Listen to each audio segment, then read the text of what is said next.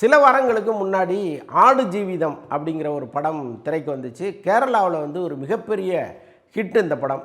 அது பல்வேறு மாநிலங்களில் பல்வேறு மொழிகளில் வெளியான அந்த படம் அந்தந்த மொழிகளில் கவனம் பெற்ற ஒரு படமாக மாறிச்சு. அதுக்கு என்ன காரணம் அப்படின்னா, அந்த படத்தில் நடித்த பிருத்திவிராஜினுடைய நடிப்பு ஒரு பக்கம் இருந்தால் கூட அந்த படத்தினுடைய கண்டென்ட் மொழி தெரியாத ஒரு ஊரில் பாலைவனத்தில் சிக்கி சீரழிந்த ஒரு இளைஞனோட கதை தான் இது. ஒரு வேலைவாய்ப்புக்காக வெளிநாட்டுக்கு போகிற ஒரு இளைஞன் ரொம்ப கனவுகளோடு அந்த நாட்டில் போய் இறங்குவான். ஆனால் அங்கு வந்து அவனை ஒட்டகம் மேய்க்க வைப்பாங்க. அந்த சுற்றுச்சூழல் அவன் அங்கே எவ்வளவு கஷ்டப்பட்டான், அங்கேருந்து அவன் தப்பிச்சு இந்தியாவுக்கு வந்துட மாட்டானா அப்படிங்கிற ஒரு பதட்டத்தை ஏற்படுத்துகிற ஒரு படமாக அது இருந்துச்சு. அந்த படத்தில் வருடக்கணக்கில் நடித்தார் பிருத்திவிராஜ். அதாவது இந்த கெட்டப்பே டோட்டலாக மாறணும் அப்படிங்கிறதுக்காக உடல் இழைத்து தாடி எல்லாம் வச்சு ரொம்ப பரிதாபமாக இருக்கும். இது எல்லாமே ஒரு பக்கம் ஓரமாக தூக்கி வச்சுருங்க. ஒரு மொழி தெரியாத ஊரில் ஒரு இளைஞன் சிக்கிக்கிட்டு எப்படியாவது திரும்ப தாய்நாட்டுக்கு வந்துட மாட்டோமான்னு தவிக்கிற அந்த தவிப்பு இருக்குல்ல, அது வந்து ஒவ்வொருத்தரும் அனுபவிச்சாதான் தெரியும். ஆண்களே அப்படின்னா பெண்கள் சிக்குனா என்ன ஆகும் நிலைமை, அதுதான் இன்றைக்கி வந்து நம்ம கண்கூடாக பார்த்துக்கிட்டு இருக்கோம்.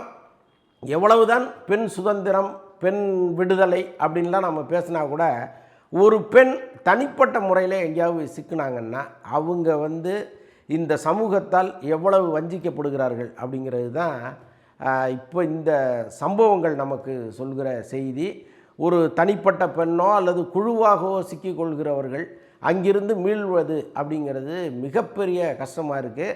இதுவும் வளைகுடா போன்ற நாடுகளில் சிக்கிக்கிட்டு இருக்கிற பல பெண்களுடைய கதை பரிதாபகரமாக இருக்குது. இப்போ ஆடு ஜீவிதம் படம் வந்த பிறகு நான் அங்கே சிக்கிக்கிட்டேன் இங்கே சிக்கிக்கிட்டேன்னு எப்படியோ ஒரு வீடியோ காலில் வந்து என்னை எப்படியாவது காப்பாற்றுங்கன்னு சொல்லி மீண்ட சில பேரை நம்ம பார்க்குறோம். அதுவும் மிகப்பெரிய முயற்சியாக இருக்குது. இப்போ அவங்கள வந்து இங்கே உள்ள வெளியுறவுத்துறைகிட்ட சொல்லி இவங்க அங்கே சொல்லி அங்கே நடவடிக்கை எடுத்து அவங்கள தேடி கண்டுபிடிச்சி திருப்பி நம்ம நாட்டுக்கு கொண்டு வர்றதுக்குள்ளே அது ஒரு மிகப்பெரிய டாஸ்காக இருக்குது. நல்ல வேளையாக இப்போ தமிழக அரசு என்ன பண்ணுது அப்படின்னா, இந்த அயலக தமிழர்களோட ஒரு நெருக்கமான ஒரு நட்பு வச்சுருக்கிறாங்க.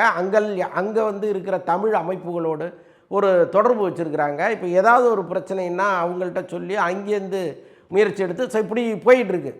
இதெல்லாம் இப்போ நான் சொல்ல போகிற விஷயத்துக்கு செல்லுபடி ஆகுமா அப்படிங்கிறது தான் ரொம்ப முக்கியமான கேள்வியாக இருக்குது. என்ன அப்படின்னா, கடந்த சில தினங்களுக்கு முன்னாடி சென்னைக்கு தப்பிச்சு வந்திருக்காங்க ஒரு பெண். அவங்க சொந்த ஊர் என்னென்னா கேரளா. இவங்க வந்து ஒரு நடன கலைஞர், சினிமாவில் வந்து டான்ஸ் ஆடிக்கிட்டு இருக்கிற ஒரு குரூப் டான்ஸர். இவங்கள வந்து துபாயில் கலை நிகழ்ச்சி அப்படிங்கிற பேரில் கூட்டு போயிருக்கிறாங்க. அங்கே போய் கிட்டத்தட்ட ஒரு வருஷம் அவங்கள அடைச்சி வச்சு பாலியல் தொந்தரவு கொடுத்துருக்குறாங்க.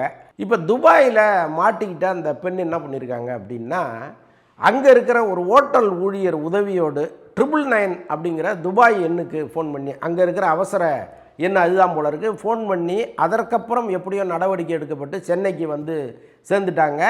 வந்த இடத்தில் விபச்சார தடுப்பு பிரிவு போலீஸ் வந்து அவங்கள்ட்ட விசாரணை பண்ணுது. நல்ல வேளையாக இதெல்லாம் எப்படி முன்கூட்டியே அவங்களுக்கு தெரியுது அப்படின்னா, தேசிய புலனாய்வு முகமை NIA அவங்க வந்து இப்படி ஒரு தகவலை தமிழ்நாடு போலீஸுக்கு கொடுக்குறாங்க. இவங்க ஏர்போர்ட்லேருந்து இறங்கினோடனே அந்த பெண்ணை கூப்பிட்டு வந்து விசாரணை பண்ணும் பொழுது அவங்க ஒரு 3 பேரை சொல்கிறாங்க. ஒருத்தர் வந்து பிரகாஷ் ராஜ்னு குறும்படம் இயக்குகிற ஒரு இயக்குனராக அவர், அப்புறம் ஜெயக்குமார்னு ஒருத்தர் தென்காசியை சேர்ந்தவர், அப்புறம் ஆபிஷா அப்படின்னு ஒரு பெண்மணி, அவங்க வந்து இங்கே சென்னை துறைப்பாக்கத்தை சேர்ந்தவங்க. இவங்க 3 பேரும் சேர்ந்து தான் கேரளாவில் இருக்கிற ஒரு இடைத்தரகர் மூலமாக இந்த பெண்ணை துபாய்க்கு அனுப்புனவங்க. இப்போ இவங்க எல்லார் மேலேயும் நடவடிக்கை எடுக்கப்பட்டு கைது செய்யப்பட்டிருக்கிறாங்க. இவங்களை கூப்பிட்டு ரிவிட் அடித்தாங்கன்னா இதன் பின்னணியில் யாரெல்லாம் இருக்காங்க, எவ்வளோ பேர் போயிருக்காங்க, என்ன நடந்தது அப்படிங்கிறது தெரியும்.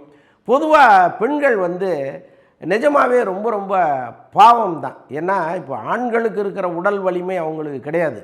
இப்போ வெளிநாட்டுக்கு ஒருத்தர் போகிறாரு அப்படின்னா அங்கே வந்து அடிபட்டு மிதிப்பட்டு எப்படியாவது ஒரு கட்டத்தில் வந்து அதோட அடாப்ட் ஆயிடுவார். பட் பெண்கள் அப்படிங்கும் பொழுது என்ன தான் பெண் விடுதலை பேசினால் கூட, என்ன தான் மனதைரியம் அதிகமாக இருந்தால் கூட, இந்த உடல் வலிமைங்கிறது அவங்களுக்கு அவ்வளோவா இல்லை. ஒரு கட்டத்தில் வந்து அவங்கள வந்து உடல் ரீதியாக அவங்க துன்பப்படுத்தும் பொழுது வேறு வழி இல்லாமல் இணங்க வேண்டிய சூழலெல்லாம் ஈடுபடுறாங்க. அது வந்துடுது, அப்படி ஒரு சூழ்நிலையை கிரியேட் பண்ணிடுறாங்க. அப்படி போய் சிக்கி கொண்ட பெண்மணி தான். இவங்க சொல்கிற தகவல் தான் ரொம்ப ரொம்ப அதிர்ச்சியாக இருக்குது. கிட்டத்தட்ட 50க்கு மேற்பட்டவர்கள் கலை நிகழ்ச்சி அப்படிங்கிற பேரில் அங்கே போய் அங்கே அடைத்து வைக்கப்பட்டிருக்கிறார்கள் அப்படிங்கிறது தான் அவங்க சொல்கிற தகவல்.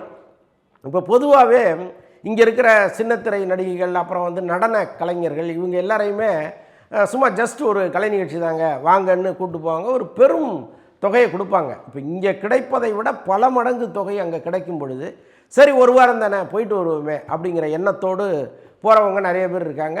நிஜமாகவே போயிட்டு நிம்மதியாக திரும்பி வர்றவங்களும் நிறைய பேர் இருக்காங்க. ஆனால் யாரோ ஒருவர், இப்போ இந்த கூட்டம் மாதிரி யாரோ ஒருத்தட்ட சிக்கிக்கிட்டு திசை மாறி போய் எங்கேயோ மாட்டிக்கிற பெண்களும் இருக்காங்க. அப்படிப்பட்ட பெண்மணி தான் இன்றைக்கி எப்படியோ போராடி வெளிச்சத்துக்கு வந்து இப்படியெல்லாம் நடக்குது, கவனமாயிருங்க அப்படின்னு சொல்லியிருக்காங்க. இதில் நமக்கு பேரதிர்ச்சி என்ன அப்படின்னா, இந்த தகவலை வெளியிட்ட ஒரு முன்னணி நாளிதழ் ஒரு ஹிண்ட் ஒன்று கொடுக்குது. அவரும் அங்கே சிக்கிட்டு இருக்காரு, ஒரு நடிகை அப்படின்னு எழுதியிருக்கிறாங்க. யார் அந்த நடிகை அப்படிங்கிறது தான் இன்றைக்கி பல பேருக்கு அரசல் புரசலாக தெரிஞ்ச விஷயமா இருக்குது. அவங்களுக்கு என்ன பிரச்சனை இருந்துச்சோ, அல்லது ஏதாவது வீடு கீடு கட்டணும்னு நினச்சாங்களா, அல்லது எதுலையாவது இன்வெஸ்ட் பண்ணணும்னு நினச்சாங்களா, அல்லது இந்த சினிமாவை விட்டே ஒதுங்கணும்னு நினச்சாங்களான்னு தெரியல.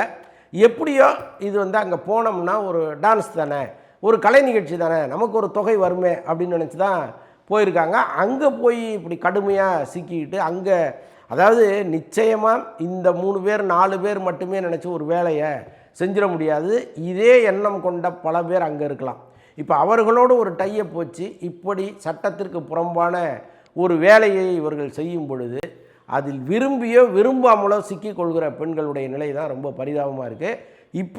இப்போ சொல்லப்படுகிற இந்த நடிகையும் அப்படி சிக்கிட்டு இன்னும் இங்கே வந்து சேரலைங்கிறது தான் ஒரு பதட்டத்துக்குரிய செய்தியாக இருக்குது. அவரோடு சேர்ந்து இன்னும் ஒரு 50க்கும் மேற்பட்டவர்கள் அங்கே இருக்காங்க அப்படின்லாம் சொல்கிறாங்க. துபாய் வந்து ரொம்ப ஸ்ட்ரிக்டான நாடு, அதோடு சுதந்திரமும் நிறையா கொடுக்குற ஒரு நாடு. உன்னுடைய சுதந்திரம் அடுத்தவனின் மூக்கு நுனி வரைக்கும் தான் அப்படிங்கிறது தான் அந்த நாட்டினுடைய சட்டத்திட்டம். உன்னால் இன்னொருவனுக்கு தொந்தரவு வந்துச்சுன்னா நிச்சயமாக உனக்கு தண்டனை உண்டு. மற்றவனுக்கு தொந்தரவு இல்லாத வகையில் நீ சந்தோஷமாக இரு அப்படின்னு சொல்கிற நாடு அது. ஆனால் அப்படி ஒரு நாட்டில் இப்படிப்பட்ட பெண்களை கொண்டு போய் வச்சுக்கிட்டு அவங்க வாழ்க்கைக்கே ஒரு பெரிய தொந்தரவாக இருக்கிற துர்ஜீவன்கள்லாம் அங்கே இருக்குது. அந்த ஜீவன்கள் களையெடுக்கப்படணும். இப்படி கலை நிகழ்ச்சி அப்படின்னு போகிற பெண்கள் அது கலைக்காக மட்டுமே இருக்கும் பட்சத்தில் அவர்களுக்கும் ஓரளவுக்கு பலன் வரணும், பார்ப்பவர்களுக்கும் ஓரளவுக்கு மகிழ்ச்சி வரணும். இது ரெண்டும் இல்லாமல் அவர்களை வேறொரு தொழிலுக்கு தள்ளும் பொழுது தான் இவ்வளவு சிக்கல்களும் வருது.